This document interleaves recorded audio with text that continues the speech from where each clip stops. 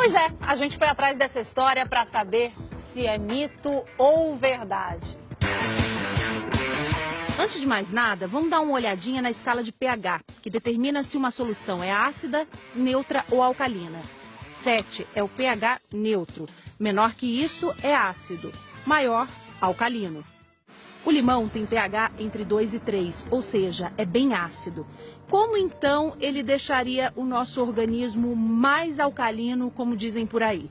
O químico Luiz Fernando Pereira é categórico na resposta. De jeito nenhum, de jeito nenhum. E explica por quê. São extremos completamente diferentes. Como é que a gente pode imaginar que um ácido, ao encontrar um ambiente mais ácido ainda, que é o ambiente estomacal, que é bem ácido, de repente vai ter uma ação antiácida? Fizemos um teste no laboratório. Água com pH 7,93. Jogamos algumas gotas de limão e o pH despencou, foi para 2,65. A solução ficou bem ácida. Já com sangue é diferente. Ele se equilibra o tempo todo para não mudar o pH. É o que os químicos chamam de solução tampão. O sangue, ele tem um pH de 7,3, que é o pH da vida. Ele não pode sair desse valor. Pequenas mudanças de pH podem ser a diferença entre a vida e a morte. Vamos entender um pouquinho então mais sobre o pH do nosso corpo, porque essa ideia de tornar as coisas mais alcalinas, como é que um ácido tornaria o nosso corpo mais alcalino? O químico já falou que isso não é verdade. Mas cada região do nosso corpo tem um pH específico para trabalhar, para ter as funções direitinho, né?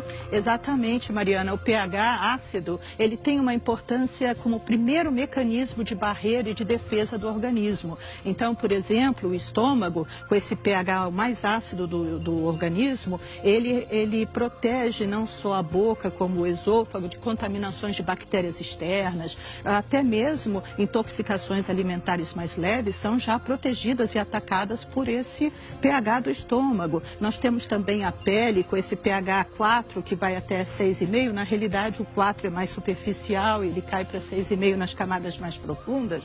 Também serve para proteger contra a invasão de patógenos, micro-organismos que tentam invadir por aí. Ou seja, o ácido, ele tem funções e ele é benéfico. Então, a gente não deve alcalinizá-lo, senão a gente perde esse mecanismo de defesa.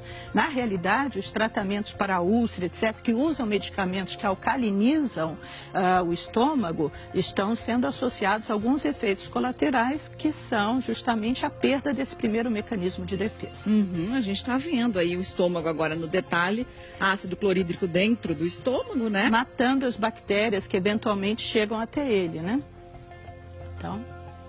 Muito bem. Agora vamos falar de outra ação mais visível, mais externa do limão, exatamente na salada de frutas e também algumas frutas pontuais, né, Fernanda Timmermann?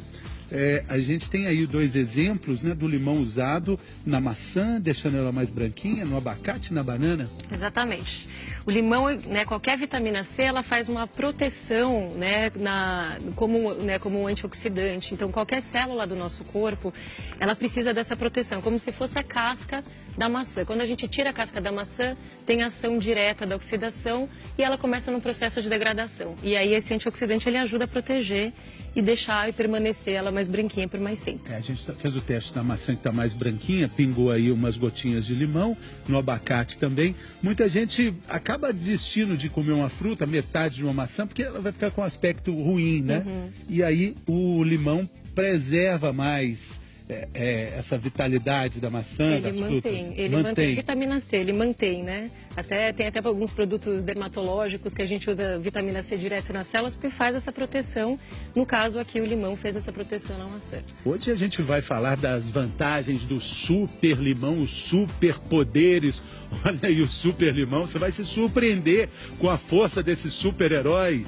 E a primeira vantagem, a primeira força é manter